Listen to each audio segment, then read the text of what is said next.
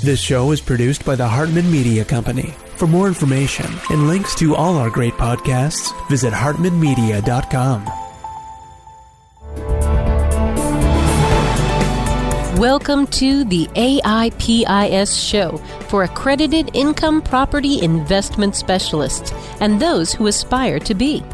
If you're a real estate, mortgage, or financial professional, this is the place for you. We'll explore innovative investment analysis, sales, marketing, and income-generating strategies for the most historically proven wealth creator, income property. Learn from the experts as they show you how to build a better business and a better life. Welcome to the show. This is Jason Hartman, your host, and every 10th episode, we do something kind of special, kind of different. What we do is we go off topic. So regardless of which show it is on the Hartman Media Network, whether it be one of the financial shows, economics, real estate investing, travel, longevity, all of the other topics that we have, every 10th episode, we go off topic and we explore something of general interest, something of general life success value. And so many of our listeners around the world in 164 countries have absolutely loved our 10th episode shows. So that's what we're going to do today. And let's go ahead and get to our guest with a special 10th episode show. And of course, on the next episode, we'll be back to our regular programming. Here we go.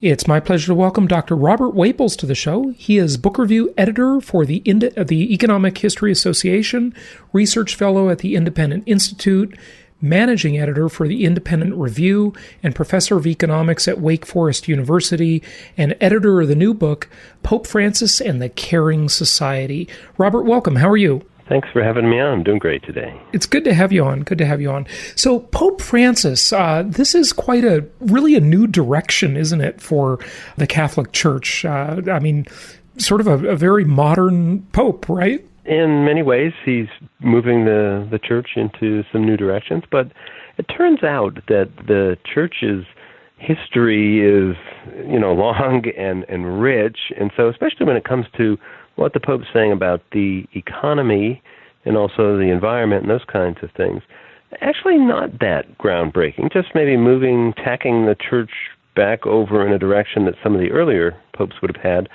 maybe a little less friendly to the market than his most immediate predecessors would be. Okay, good. So what does he think about, give us some of maybe his worldview on capitalism, charitable giving, things like that? Yeah, and so I think the best place you can find him talking about this is in the encyclical that came out a couple of years ago called Laudato Si, on the care of our common home. And while a lot of people think of it as his environmental encyclical, it's as much about the economy as it is about the environment. It's as much about the rich and the poor as about the earth itself. And so I think one way to frame the Pope's view on these things is to think about his background. Until just 5 years ago, he was living down in Argentina. And I think that gave him a little different view on the economy than we would have here. He describes himself as kind of allergic to all things economic. And, you just don't see him being as supportive of a market system as some of his predecessors were. And I think that has a lot to do with his Argentine background.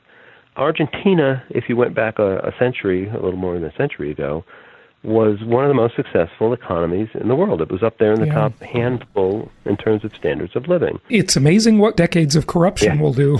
Their standards of living have gone up as they have all over the world, because we have better technology and all that. But you were exactly right. The corporatist model, the, Juan Perón, the Peronistas, which is a model where, the government is totally intertwined with business. And to be successful in business, you need to be in league with the government. And so we would call that crony capitalism around here. I think that's what Pope Francis views as capitalism. And so, I would consider that kind of a misperception on his part, but you can understand why, coming from where he does.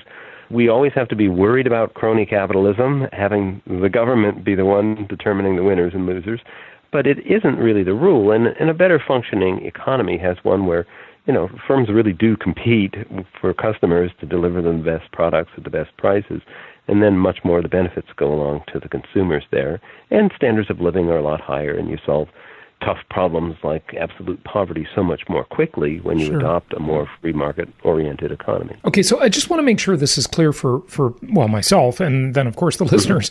So you're saying that because he has this somewhat like tainted view of capitalism because of the Argentine model, where it's much more, I mean, it's, we complain about crony capitalism here in the States, but, God, it's worse there.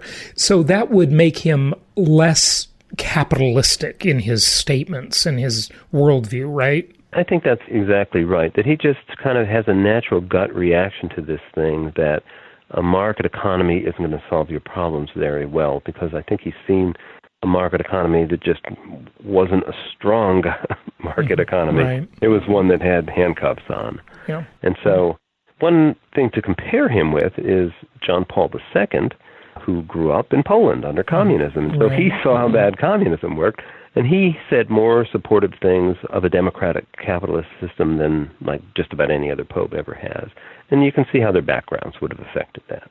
Now, one thing that economists would say if they had a chance to sit down and chat with Pope Francis is that, in fact, the various types of economies around the world that are moving toward the free market have generated so much economic growth in recent decades that it has wiped out a much absolute poverty that existed around the world. The World Bank calculates that over 1 billion people in the last few decades have been lifted out of absolute poverty, and they define that as people living on less than $1.90 a day. And so as China has moved to market mechanisms, India, countries in Africa, Indonesia, big places all over the world have done this, we have seen that, they copied what we did in this country and other countries did, capturing the power of a market economy, people working together, and they've seen just absolute poverty melt away. And so that's a wonderful success that I don't think the Pope acknowledges as much as you would like him to. Yeah, definitely agree with you there. So connect the economy with the environment, if you would. Of course, it's extremely connected, but connected in the Pope's worldview, if you would. I guess in the Pope's worldview, business can be a noble profession if directed to the right ends, but he worries that, in fact, it gets directed toward the wrong ends. And, people trying to just line their own pockets and earn big profits, and in the process, maybe just putting their costs off onto other people if they can get away with it. And that obviously happens. And when you see that happening in the environment, it can be very destructive. Absolutely. And in so many other ways. If I may interrupt you for a moment, I just want to bring this up to the listeners because I think this word that I'm about to say, and of course you know the word, is not used enough in our dialogue about the economy, the environment, or many other parts of life. And the word is externalities. Externalities. We really need to start talking about externalities more often. So in the kind of context we're using it, of course, the company goes out and they do their manufacturing and they pollute the river, right? Polluting the river is not a cost of doing business directly to the company, but it's an externality and a cost that we all bear because the river's polluted, right? And someone has to clean it, hopefully. Exactly. But there are externalities in so many other areas of life. I mean, the little pet peeves that I have in my life, like leaf blowers, one of the worst inventions in human history, I believe, is leaf blowers. You hear that whining sound for a half an hour and coming the dust from a block away, and you're like, stop the it. dust and the pollution, it's terrible, yeah. And loud motorcycles and loud cars, these are externalities. Other people bear the cost of them. So back to the Pope. I just wanted to go on that little tangent for a moment. Yeah, and so I think that Pope Francis is entirely right that many individuals, many businesses will push their costs off onto other people if they can get away with it. But what a successful market economy does is make sure that they don't get away with it, right? And so we pass laws that say polluters have to pay. And you know what? It turns out I'm a polluter too. I've got lights on in my office, and there's a place not too many miles away from here that's burning coal to create the electricity. Right. And luckily they've got scrubbers and things in their smokestacks, so there's not too much soot that comes out. But I'm the one paying them to do that, right? Yep. And so when an economist says the solution to this problem is to make the polluter pay, they don't just mean the businesses, they mean the consumers as well. They share those costs, and it will depend on the forces of competition who bears those costs. But in fact, what you need to do to solve an environmental problem like that is sit down and make polluters pay. That can be through a tax if there's no other way, but another way that usually works much more successfully is to create a property right so that somebody owns something and then has an incentive to take care of it. Now, owning the air, that's a hard one. Yeah. But the think about owning land, Yeah. owning water, those kinds of things. And so here's an example that one of the authors in our book brings out. You can see from hundreds of miles up in space a difference between one end of the island of Hispaniola and the other end. That's the island in the Caribbean that's got Haiti on one end and the Dominican Republic on the other. Right, the DR is much better off than Haiti, It's just greener on one side of the island than the other. Yeah. And the reason goes back to decades of corrupt governments in Haiti where nobody had a secure property right. Yeah. You owned your land, sort of, but the government could come on and grab stuff. Their cronies could come in and grab stuff. They could clear-cut your land or something. Absolutely. So what did you do? You cut the trees down before they got a chance, or maybe you didn't cut the trees down before they got the chance. Yeah. But everything just kind of gets cut down, and then there's all this erosion, and the whole environment is out of whack because they didn't have an honest government that defined and enforced property. Okay, so I'm so glad, Robert, you brought this up. Let me ask you a couple questions about this. I agree with you philosophically, no question. And I remember reading a Greenpeace magazine, and it was, several years after the Soviet Union had finally collapsed, and it just profiled, and the pictures were astonishing. They were just terrible. Yeah. The birth defects, the pollution, the awful. There was more environmental degradation within the Soviet Union than has been in communist countries than any other place in the whole world. And the thesis being, what you say, is that when people don't own something, they don't care about it. And I agree, how well do you take care of your own car versus a rental car? How well do you take care of a rented house versus your own house? Of course that's true. But, if Monsanto or Dow Chemical, if they want to buy a big plot of land next to their factory and, pollute it, that might actually be a good equation for them. That even though they own it, the ownership society concept is true and philosophically valid. It just might be an expedient business decision. It does seem like, and as much of a libertarian as I think I am, it seems like we do have to have some tax or some kind of regulation is a tax, but I don't know. What are your comments on that? I think you are right. In fact, there are times when it makes sense if there's a product we really want and it's messy to make it, the mess has to go somewhere. And so it makes sense that you would give them a place that they could put it on their own land rather than dumping it on somebody else's land. Yeah. But what's really interesting is if you just look at the most basic measures of environmental quality, how much junk there is in the air that you breathe, how clean is the water that you actually get to drink, those kinds of things. What economists have discovered is a distinct pattern that you see for just about every pollutant, and that is as economies grow from the very, low agrarian kind of level, the pollution levels start to go up, but then they peak and they start to go down once countries get rich enough. How do they get rich like that? Well, they're the market economies. And so the market economies get richer and richer, and then we can afford to clean things up. We demand to clean things up. We have the spare resources with which we can clean things up. Right. And so we've got about the cleanest air in the world around here in this country. It's far cleaner than it was a few decades ago when I was growing up. I remember before there were catalytic converters on cars. I remember too. And things like that, just feeling it in my lungs. Oh yeah, you go to other. Well, the leaf blowers don't have catalytic converters, and these dumb little golf carts running around Belize, and I've been to 81 countries, and it's just disgusting how polluted they are. Yeah. But in a sense, couldn't one argue that the U.S., through its trade policy, which is, we're seeing that reverse now, through its trade policy has exported the pollution to China and created an externality? You know, as Kennedy said, we all breathe the same air, right? It's, I don't know, you know, have we just moved the pollution to Beijing? Or, you know, there is, you know, a degree of validity to that argument, but of course what also needs to be brought in is that sometimes people are willing to make trades like that with you. China receives money for the products that we buy from them, raising their standards of living, and they have, I guess, collectively said that we're okay getting dirtier air at the same time that we're getting richer. But even if they're not collectively saying that, even if it's kind of forced on them from above, China is now at the level basically of a mid-income country.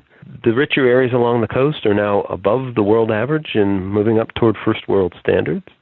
And in fact, the environment in many Chinese cities is now getting cleaner. Right, it's getting attention. You can look at objective measures of this, right? There's just the total amount of soot in the air and those kinds of things is going down. And so they've turned that corner in an important way. Yeah. Good point. Okay, my wife and I have been binge watching lately old Mission Impossible episodes. I watch those. So, you know, they're from the late 1960s and early 1970s, and you see a car driving off, and there's disgusting. all this stuff that comes out of the tailpipe. It's gross. You see planes taking off, and there's all this junk coming out. It's such a change in, you know, the 40 or 50 years since that happened. It's just, you can spot it with your eyes. My mom used to tell me about how businessmen would go to work in the morning with a white shirt. Yeah, and at the end of the day, it would be gray in many American cities. They had detachable collars back in the old days.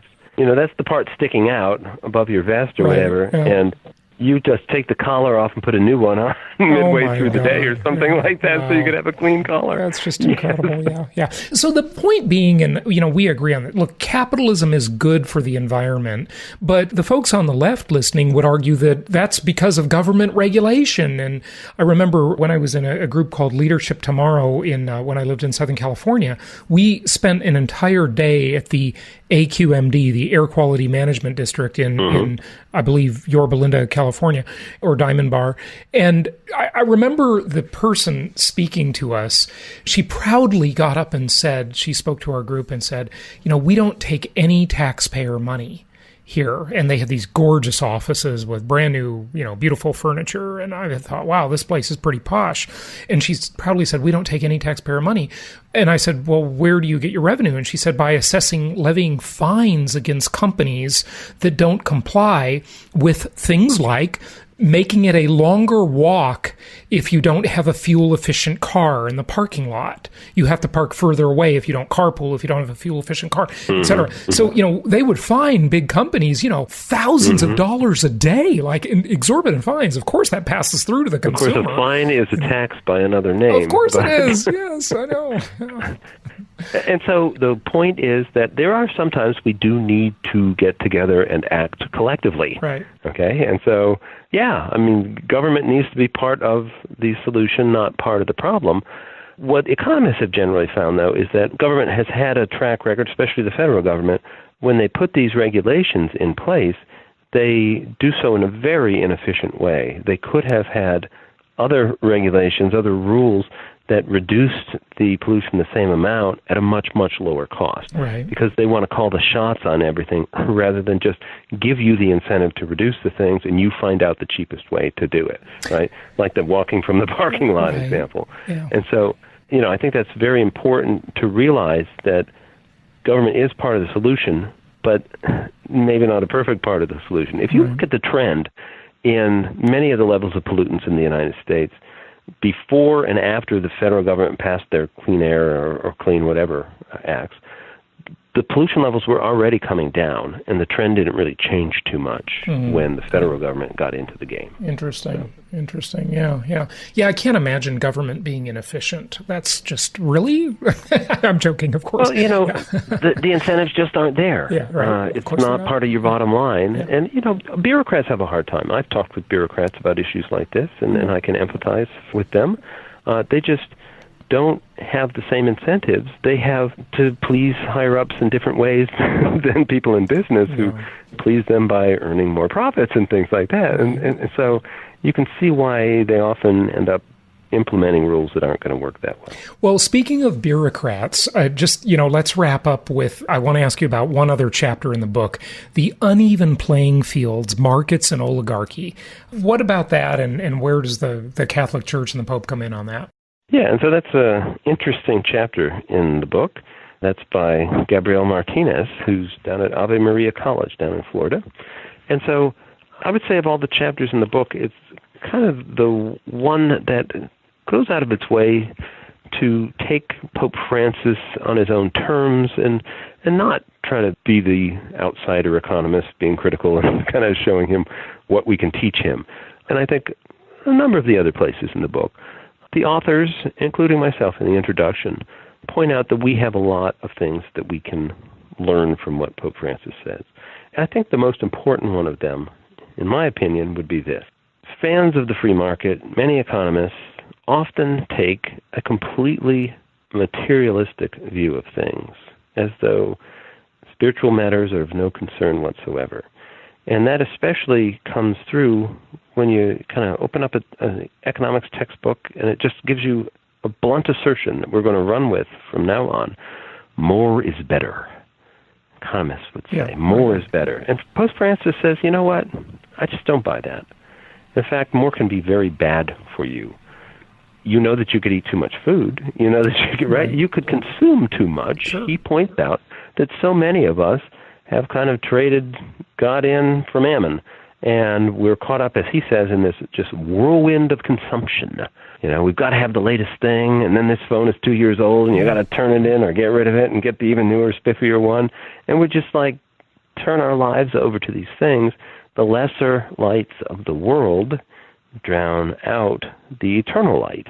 And that is such an important point, that we people in prosperous societies are not using our economy to its greatest potential. We don't have to be using the economy to just be getting more and more junk that we don't really need. We could be using it for higher purposes. Yeah, well, that's a great point, and I'm glad that you kind of closed on that note, because what's interesting about it is the way the consumer society was created in America. You know, it goes back to the Torches of Freedom guy, what's his name? I can't think of it right now, that really created modern PR and advertising in Madison Avenue before Mad Men. Gosh, his name's going to come to me right after this interview, but you know where the women smoke the cigarettes, and you know who I'm talking about, I'm sure. Before that, Americans, like other people around the world, were not they didn't always have to have the newest, better thing. The consumer society, really, you can see like right where it changed. It was, it was within a decade, there was this shift, this growth at all costs. That's the way the economy is set up. You just got to sell more widgets, and more widgets, no matter how much of a steward of the environment you are.